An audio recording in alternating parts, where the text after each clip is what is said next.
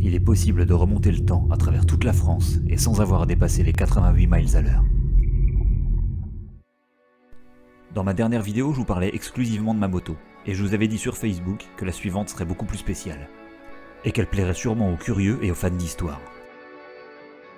À l'heure où j'enregistre cette vidéo, on est fin décembre, et ça fait un moment que la météo est désastreuse. Alors je voulais en profiter pour vous parler d'une découverte que j'ai faite sur le web et que je trouve totalement géniale. C'est l'une des sources que j'utilise le plus dès qu'il s'agit de retrouver la trace d'un village disparu ou d'un ancien château.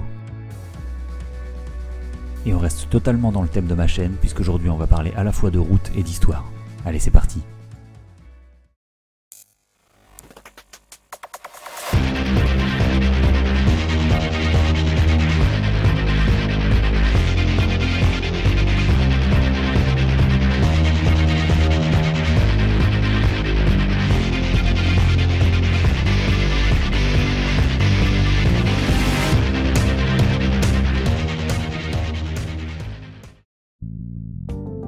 Est-ce que vous vous êtes déjà demandé qui avait dessiné la toute première carte de France?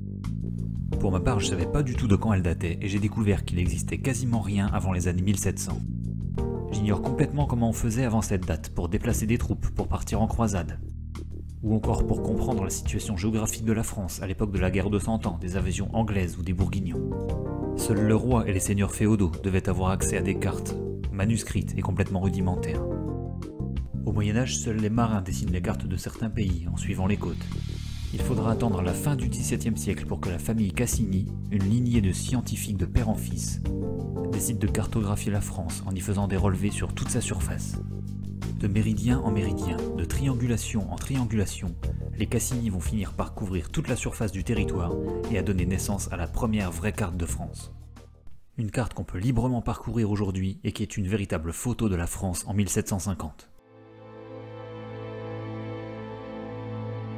Les Cassini ont effectué un travail gigantesque et leurs relevés, dessinés à la manière des cartes médiévales, se mettent bout à bout pour former un plan de la France entière. Chaque forêt, chaque village, chaque route, chaque élément du terrain y est représenté. Sans l'aide de la géolocalisation, on s'y prend à deux fois pour trouver la minuscule capitale, qui se perd au milieu de cette carte, sans département, sans région, qui reste une référence pour les amateurs d'histoire ou les chasseurs de trésors. On se surprend à explorer cette Bretagne qui est presque noire parce qu'elle fourmille de cours d'eau et de lieux-dits qui ont tous été représentés.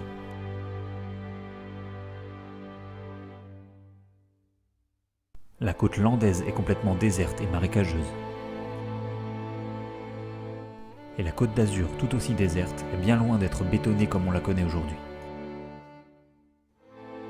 Quant au sommet des Alpes, encore inexplorés à l'époque, ils sont tout simplement terre inconnue sur la carte. En observant cette partie montagneuse de la carte, on comprend vite pourquoi elle est hélas rapidement devenue obsolète et inutilisable. En effet, aucun relief ne figure sur la carte de Cassini. De plus, le réseau routier, au début du 19e siècle, a connu beaucoup de transformations. Désireux de déplacer toujours plus de troupes, toujours plus rapidement, c'est Napoléon Ier qui émet l'idée de refaire une carte de France 50 ans après celle des Cassini. Mais essoufflé par des années de guerre napoléonienne, ce n'est qu'en 1818 que les géographes français se remettent au travail. Les ingénieurs civils abandonnent rapidement le projet. Et c'est parce qu'elle aura été principalement relevée par des ingénieurs militaires que l'on appellera cette nouvelle carte la carte de l'état-major. A l'aide d'instruments plus modernes comme cet éclimètre, les géographes doivent relever un nouveau challenge. Il s'agit de faire 1000 fois mieux que la carte de Cassini en faisant apparaître à la fois le relief mais aussi chaque nouvelle route et chaque bâtiment. Un travail de fourmi effectué sans avion et sans satellite qui va pousser les ingénieurs français à faire des relevés pendant 56 ans. Le résultat est hallucinant de réalisme, on croirait avoir entre les mains une carte IGN du XXe siècle. Tirée à 5000 exemplaires et utilisée dans tous les domaines, la carte de l'état-major va devenir la nouvelle référence. Elle aussi, elle est intégralement disponible sur le web et c'est là que je voulais en venir. Où que vous soyez en France, vous pouvez accéder à l'endroit que vous voulez et le voir tel qu'il était quelque part entre 1830 et 1860. Cette carte, pourtant issue de travaux manuscrits, est d'une précision hors du commun. Quand j'ai vu ça, j'ai eu la même idée que tout le monde. Je suis allé voir là où j'habite actuellement. Et là, surprise, il n'y a strictement rien. À moins d'habiter une des rues principales d'un vieux village ou l'hypercentre d'une vieille ville, quasiment rien n'existe à l'époque. Pour s'en convaincre, il suffit de retourner voir la région parisienne. Paris s'est bien étendu depuis 1750, et les faubourgs et les chemins de fer commencent à gagner du terrain. Mais au niveau de la banlieue et des zones super urbanisées qu'on connaît aujourd'hui, c'est encore la rase campagne. La Courneuve, Drancy, Saint-Denis et ce qui deviendra l'aéroport Roissy-Charles de Gaulle, tout ça est encore largement isolé de Paris.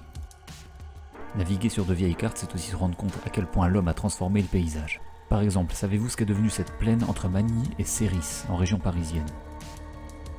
Cet endroit qui en 1830 ne revêtait aucun intérêt est aujourd'hui desservi par une gare RER, une gare TGV et une gare Eurostar, parce qu'il n'abrite pas moins que le parc Disneyland Paris et un des plus grands centres commerciaux d'Europe. De la même manière, cette région alpine, qui n'accueille quasiment aucun habitant et très peu de routes, sera totalement domestiquée et deviendra la station de Laclusaz avec son domaine skiable et toutes ses résidences.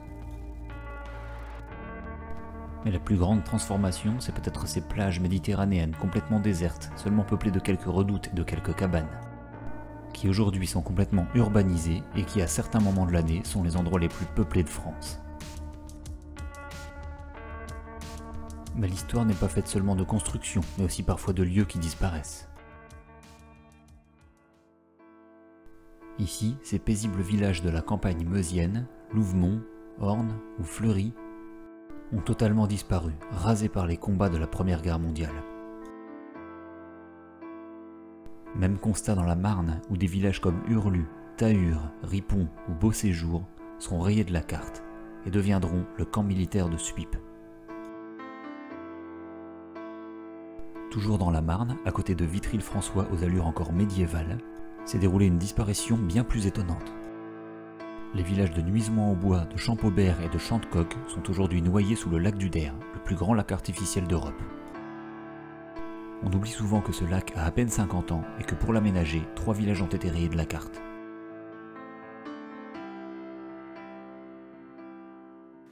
Voilà, je pourrais vous parler longtemps de ces cartes, mais le but c'est pas non plus de faire une vidéo d'1 heure. Je vous invite à aller voir par vous-même et à chercher les lieux qui sont intéressants près de chez vous, voir à quoi ressemblait votre village, votre ville, votre région. C'est souvent très surprenant. Bien évidemment, je vais vous parler aussi du site sur lequel on peut trouver toutes ces cartes. Il s'agit de Géoportail. Géoportail, c'est le site de l'Institut géographique national, si je ne dis pas de bêtises. Et sur ce site, on peut naviguer entre la vue aérienne satellite, la carte IGN actuelle, la carte IGN des années 50, la carte de Cassini, la carte de l'état-major, et beaucoup de photos aériennes prises tout au long du XXe siècle. C'est assez hallucinant. Je vous conseille aussi l'application de smartphone Géoportail, c'est une de mes applis préférées. Quand on connaît le prix d'une carte IGN format papier et que bien souvent il faut en acheter 2 parce qu'on se trouve pile sur le pli entre 2 cartes, là on a accès à une appli complètement gratuite qui permet de naviguer entre les cartes IGN, les vues satellites, les cartes historiques, ce qui fait que partout où vous êtes, grâce à la géolocalisation, parce que sans ça c'est pas toujours facile de s'y retrouver sur une vieille carte, eh bien vous pouvez consulter partout l'histoire des lieux où vous êtes. Moi personnellement ça me passionne, j'espère que c'est pareil pour vous.